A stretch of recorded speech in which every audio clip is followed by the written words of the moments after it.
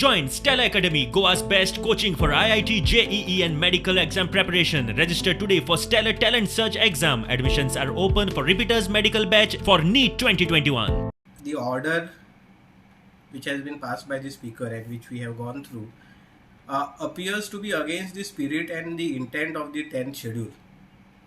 The intent of the 10th schedule is to prevent defection, but this order appears to be for promoting defection. So that's sum and substance of the order, that this order is against the spirit and the basic intent of the 10th schedule. Reasoning भी ऐसी किन देते हैं? Hi, so basically it proceeds on the basis that there is the 2/3 of the members of the legislative party have agreed, and since there is a deeming fiction, it has to be given effect, and therefore he says that there is no disqualification. In fact, the order to start with is premised on a factually incorrect assumption. Now in their defense, what do they say? They say that their legislative party has merged, and if you have read the 10th schedule, it is clear what is the requirement is that there should be a merger of a political party with another political party.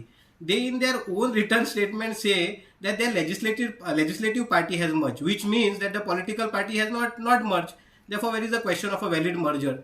So this is on some incorrect assumptions and presumption this order proceeds, and it holds that there is no disqualification which has been incurred by these 10 MLAs. So that's what the learned speaker has proceeded on, that because there is 2/3 members are there of the legislative party, I will say that there is a valid merger, which in my personal opinion is incorrect interpretation of the 10th schedule.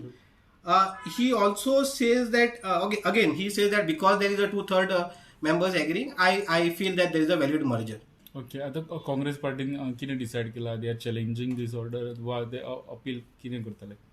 Yes, in fact, my instructions are that we are going ahead and challenging the order before the Honorable High Court, because as I said, the reasoning and the logic of the order we don't agree with, and therefore we'll be challenging this order before the Honorable High Court.